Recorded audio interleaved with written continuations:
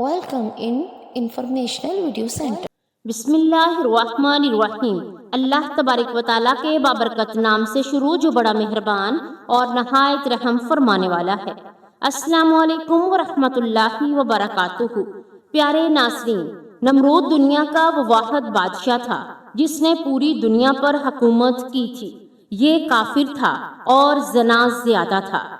یہ وہ پہلا شخص تھا جس نے اپنے سر پر تاج رکھا تھا اور کھلم کھلا خدائی کا دعویٰ کیا تھا۔ نمرود کے دور میں حضرت ابراہیم علیہ السلام مبعوث رسالت ہوئے اور حضرت ابراہیم علیہ السلام نے ہی نمرود کے بتوں کو توڑا، جس کی وجہ سے نمرود نے حضرت ابراہیم علیہ السلام کو آگ میں پھینکا۔ جب آگ حکم خدا حضرت ابراہیم علیہ السلام کے لیے گلزار بن گئی تو اس وقت چند گنے چنے لوگوں میں سے نمرود کی بیٹی بھی آپ پر ایمان لے کر آئی۔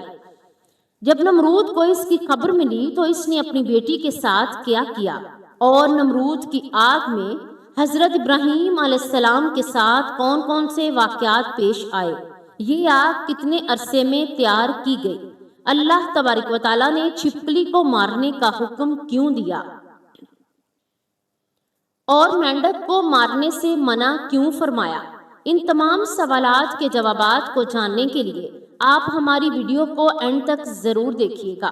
اور اگر آپ اسی طرح کی انفارمیشنل ویڈیوز دیکھنا چاہتے ہیں تو آپ ہمارے چینل کو سبسکرائب کر لیجئے اور ساتھ میں دیے گئے بیل آئیکن کو بھی پریس کر دیجئے تاکہ ہر نئی آنے والی ویڈیو کا نوٹیفیکیشن آپ تک پہنچتا رہے۔ تو پیارے ناظرین، آئیے ویڈیو کو شروع کرتے ہیں۔ حضرت ابراہیم علیہ السلام نے جب نمرود کو بتوں کو توڑ دیا لیکن صرف ایک بت کو رہنے دیا اور اس بت کے کندھے پر کلہاڑا رکھ کر چلے گئے۔ پھر رات گزرنے کے بعد صبح کو جب نمرودیوں کی واپسی ہوئی تو انہوں نے اپنے بت خانے میں حشر کا منظر دیکھا۔ ان کے خداؤں کو حشر نشر نے ان کے پیروں تلے سے زمین نکال دی۔ اس واقعے کی خبر سب سے پہلے نمرود کو دی گئی۔ نمرود نے کہا کہ جب کسی کو دیکھا نہیں گیا کیوں کر کسی کو سزا دی جا سکتی ہے۔ اس پر ان لوگوں نے جنہوں نے حضرت ابراہیم علیہ السلام کو یہ کہتے ہوئے سنا تھا کہ خدا کی قسم میں تمہارے بتوں کو ٹھیک کر دوں گا، نمرود سے کہا کہ یہ کام صرف ابراہیم کا ہے۔ نمرود نے کہا کہ میں صرف تمہارے کہنے پر سزا نہ دوں گا، ضرورت ہے کہ اس کو گرفتار کر کے برسر عام لایا جائے۔ چنانچہ اس نے ان کی گرفتاری کا حکم دے دیا اور حضرت ابراہیم علیہ السلام کو گرفتار کر کے نمرود کے دربار میں حاضر کیا گیا۔ نمرود نے کہا کہ اے ابراہیم، کیا یہ حرکت تم نے کی ہے؟ حضرت ابراہیم علیہ السلام نے فرمایا کہ ان میں سے جو سب سے بڑا بت تھا وہ موجود ہے، جو کچھ ہوا سب اس کی نظروں کے سامنے ہوا۔ اس سے پوچھو اگر یہ بول سکے اور اگر کچھ نہ بتائے تو سمجھ لو کہ یہ مجرم ہے، کیونکہ کلہاڑا اسی کے کندھے پر ہے، اور اگر یہ بول نہیں سکتا اور بتانے سے مجبور ہے تو سمجھ لو کہ یہ لاشیں ہیں، اس کا وجود و عدم برابر ہے۔ حضرت ابراہیم علیہ السلام کے اس جواب سے لوگوں پر نہایت اچھا اثر پڑا اور ان میں سے اکثر حضرت ابراہیم علیہ السلام کے ہم خیال ہو گئے اور وہ آپس میں کہنے لگے کہ واقعتاً ہی اگر بت میں کوئی طاقت ہوتی اور یہ کچھ کر سکتا ہے تو اپنے آپ کو سب سے پہلے انہیں بچانا چاہیے تھا، نیز یہ کہ سب سے بڑا جو بت ہے وہ تو موجود ہے، اگر اس میں کوئی طاقت ہوتی تو یہ اپنے دیگر ساتھیوں کو ضرور بچا لیتا۔ کتاب حضرت صفا میں لکھا ہے کہ جب مشرکین شرمندہ ہوئے تو اسی حالت میں حضرت ابراہیم علیہ السلام کے پاس آ کر کہنے لگے کہ یہ تم جانتے ہو یہ بول نہیں سکتے، تو پھر ان کے متعلق بولنے اور نہ بولنے کا سوال ہی پیدا نہیں ہوتا۔ تمہارا یہ سوال بالکل بے بس ہے۔ حضرت ابراہیم علیہ السلام نے یہ سن کر فرمایا، کیا تم ان کی پرستش کرتے ہو جو نہ تو تم کو نفع پہنچا سکتے ہیں اور نہ ہی نقصان پہنچا سکتے ہیں؟ تو فیض تم پر کہ تم خدا کو چھوڑ کر ان صورتوں کو پوجتے ہو۔ حضرت ابراہیم علیہ السلام کی گفتگو سن کر سب سرس پہ گریبان ہو گئے اور بہت سے لوگوں نے حضرت ابراہیم علیہ السلام کی بات مان لی اور مسلمان ہو گئے۔ حضرت ابراہیم علیہ السلام برابر تبلیغ کرتے رہے اور مسلمانوں کی تعداد مسلسل بڑھ رہی تھی۔ نمرود کو جب ان کی تبلیغ کا زور اور شور معلوم ہوا تو اس نے یہ خیال کرتے ہوئے کہا کہ ان کی تبلیغ سے نظام سلطنت ہی درہم برہم نہ ہوگا بلکہ ان کی خدائی خطرے میں بھی پڑ جائے گی۔ ان کی گرفتاری کا فیصلہ کیا اور انہیں گرفتار کرا لیا۔ انہیں قید خانے میں بند کر دیا گیا۔ عجائب القصہ میں لکھا ہے کہ علامہ عبد الواحد بن محمد المفتی صفحہ نمبر 87 میں ہے کہ نمرود نے ان کو گرفتار کرا کے ایک لوہے والے تنور میں بند کروا دیا اور اس میں بھرپور آگ جلا دی۔ کافی دیر کے بعد جب انہیں برآمد کیا تو وہ جیسے کہ تیسے تھے، یعنی ان کو کوئی بھی گزند اس آگ سے نہ پہنچے۔ نمرود نے حکم دیا کہ انہیں قید خانے میں بند کر دیا جائے اور ان کو ختم کرنے کا کوئی اور حل تلاش کیا جائے۔ چنانچہ انہیں ایک روایت کی بنا پر 40 دن اور ایک روایت کی بنا پر 7 سال قید میں رکھا۔ اس دوران میں انہیں نظر آتش کرنے کا فیصلہ کیا۔ روایت معارج النبوت نمرود میں ہے کہ مقام قصہ جو کوفے میں سے ایک 4 دیواری تیار کی گئی جس کی لمبائی 4 فرسخ اور چوڑائی 4 فرسخ تھی اور اس کی بلندی 100 گز تھی، اور ایک روایت میں روزہ تو صفا اس کی لمبائی 60 گز ہے، چوڑائی 40 گز اور بلندی 20 گز تھی۔ جب 4 دیواری مکمل ہو گئی تو اس نے حکم دیا کہ اسے اچھی جلنے والی لکڑیوں سے بھر دیا جائے۔ چنانچہ اسے لکڑیوں سے بھر دیا گیا۔ ایک روایت میں اور ہے کہ یہ 4 دیواری 1 ماہ میں پر کی گئی اور چاروں طرف وہ جلنے لگی۔ جب آگ کے شعلے بھڑکے تو انہوں نے میلوں پہ یہ عالم پیدا کر دیا کہ کوئی قریب نہ جا سکے، کوئی پرندہ فضائے بالا تک اس پر گزر نہ سکتا تھا۔ تبری میں ہے کہ آگ کو بھڑکانے میں 2 سال لگے تھے۔ اس میں یہ بھی ہے کہ 4 دیواری کے باہر بھی لکڑیاں جمع کی گئی تھیں۔ آگ تو روشن کر دی گئی لیکن اب کوئی ایسا راستہ نہ تھا کہ حضرت ابراہیم علیہ السلام کو آگ میں ڈالا کیسے جائے، کیونکہ کوئی قریب جا نہ سکتا تھا۔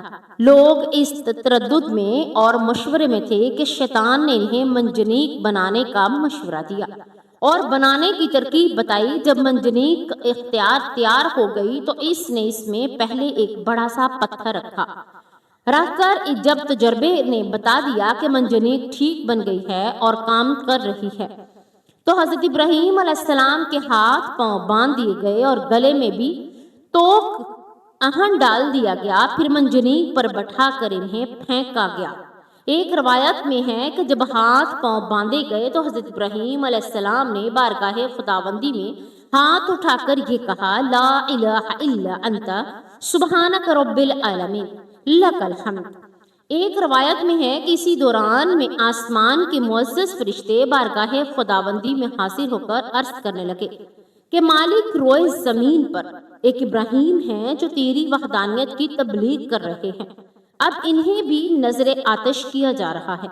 ہمارے مالک تو ان کے بچانے کے لیے ہم کو حکم دے۔ حکم ہوا کہ جاؤ، اگر ابراہیم تمہاری مدد قبول کر لیں تو بے شک تم ان کی مدد کرو۔ وہ فرشتے زمین پر نازل ہوئے اور حضرت ابراہیم علیہ السلام کی خدمت میں مدد کرنے کی خواہش کی۔ عادتاً ابراہیم علیہ السلام نے امداد قبول کرنے سے انکار کر دیا۔ پھر وہ فرشتے آئے جو ہوا اور پانی پر متعین ہیں۔ رشتے ہوئے کہ کہا کہ آپ کہیں تو ہم آندھی کے ذریعے اس آگ کو منشتر کر دیں۔ آپ نے فرمایا، میں موقع امتحان میں ہوں، مجھے تمہاری امداد کی ضرورت نہیں ہے۔ پھر پانی والا فرشتہ آگے بڑھا اور اس نے بھی کہا کہ اگر آپ کہیں تو پانی برسا کر آگ کو بجھا دوں۔ ارشاد ہوا کہ ضرورت نہیں ہے۔ حضرت ابراہیم علیہ السلام کو پریشانی کرنے لگی کہ پھینکا گیا وہ ہوا میں الٹتے پلٹتے جا رہا تھا۔ حضرت ابراہیم علیہ السلام نے بڑھ کر استقبال کیا اور ان سے ملاقات کر کے کہا کہ اے ابراہیم، تمہیں کوئی حاجت ہے؟ فرمایا، بے شک، لیکن تم میں سے نہیں۔ پھر حضرت ابراہیم علیہ السلام نے کہا کہ اچھا، مالک ہی کی طرف رجوع کرو۔ کہا، سوال کی ضرورت نہیں، ہمارے حال کا اسے علم ہونا ہی کافی ہے۔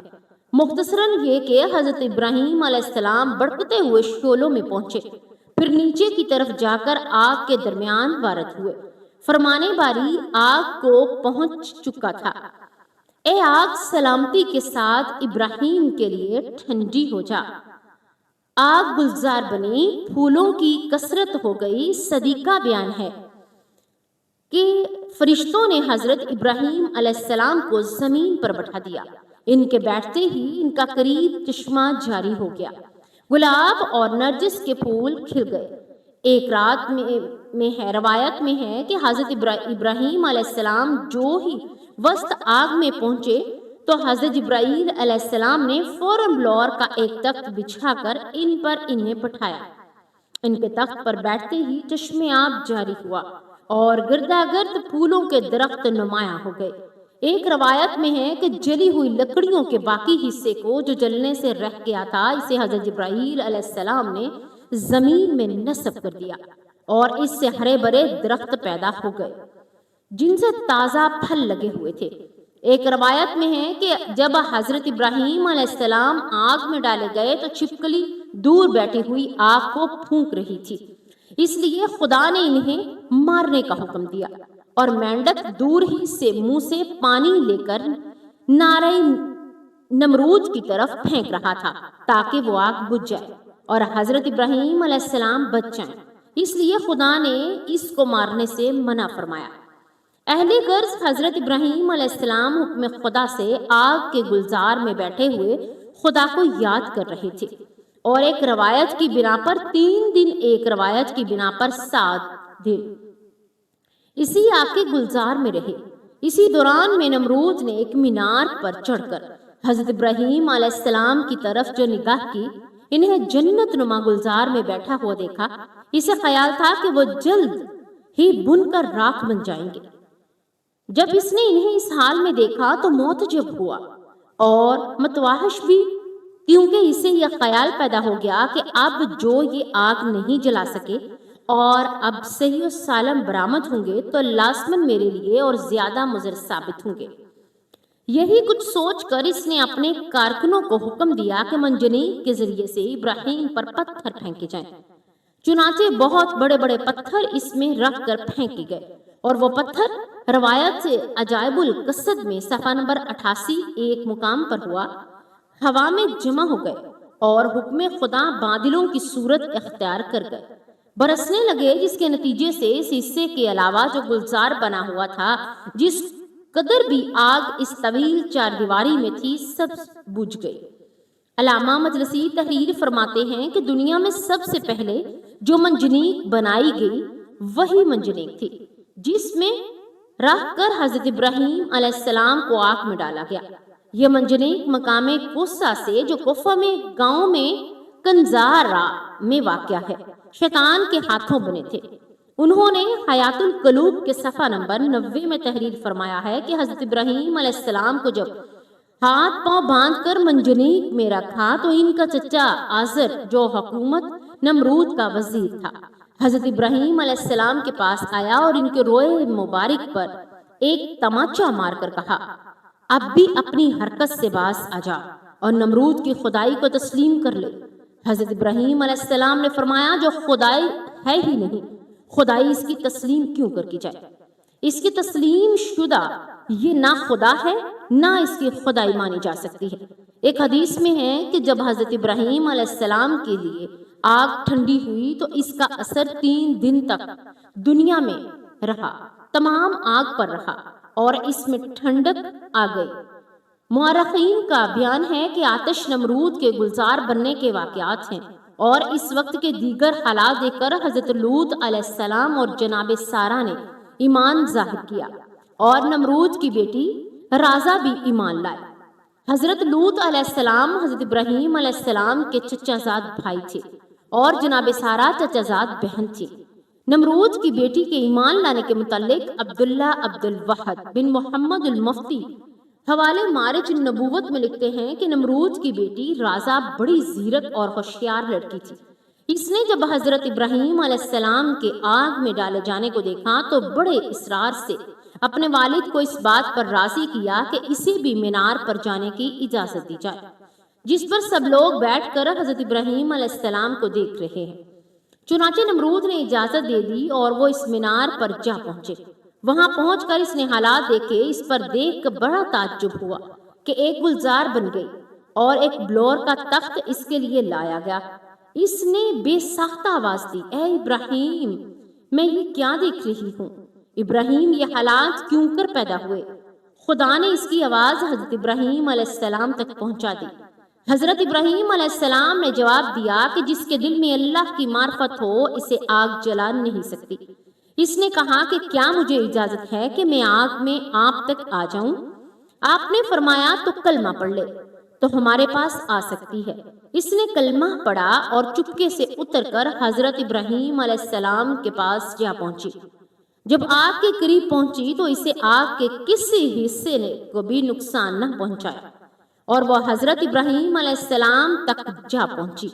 وہاں پہنچ کر اس نے اپنے ایمان کی تجدید کی اور واپس آئے اپنے گھر باپ کے پاس چلی گئی۔ نمرود کو جب اپنی بیٹی کے ایمان لانے کا واقعہ معلوم ہوا تو وہ آگ بگولا ہو گیا اور اپنی بیٹی سے کہنے لگا کہ توبہ کر۔ اس نے انکار کیا تو پھر اس نے تخویف کی اور ڈرایا، مگر اس نے پرواہ نہ کی۔ نمرود جب اسے سمجھانے سے عاجز ہو گیا تو اس نے اپنی بیٹی کو جلادوں کے حوالے کر دیا۔ جلادوں نے اسے دھوپ میں لٹا کر اس کے ہاتھ اور پاؤں میں میخیں ٹھوک دی۔ ادھر جلادوں نے اسے سزا دی، ادھر خداوند تعالیٰ نے حضرت جبرائیل علیہ السلام کو حکم دیا کہ میری کنیز کو وہاں سے تندرست کر کے ابراہیم تک پہنچا دو۔ یہ واقعہ حضرت ابراہیم علیہ السلام کے آگ سے نکلنے کے بعد کا ہے۔ حضرت ابراہیم علیہ السلام نے نمرود کی بیٹی رازا کو حضرت ابراہیم علیہ السلام کی خدمت میں پہنچا دیا۔ چنانچہ وہ انہی کے پاس رہے۔ بلاخر انہوں نے اسی سے شادی کی، اپنے ایک فرزند مدین کے ساتھ، کلی جو کہ سارا ہاجرہ کے علاوہ کتورہ بی بی سے بھی تھا۔ پھر خدا نے اسے یہ عزت دی کہ اس کے سلسلے رحم میں بہت سے انبیاء کو پیدا کیا۔ اللہ تبارک و تعالیٰ سے دعا ہے کہ اللہ تبارک و تعالیٰ ہمیں دین کی مکمل سمجھ عطا فرمائے اور ہمیں نیکوکاروں کا راستہ دکھائے، اور اللہ تبارک و تعالیٰ گمراہوں کے راستہ سے بچائے اور تمام امت مسلمہ پر اپنا رحم فرمائے۔ آمین یا رب العالمین۔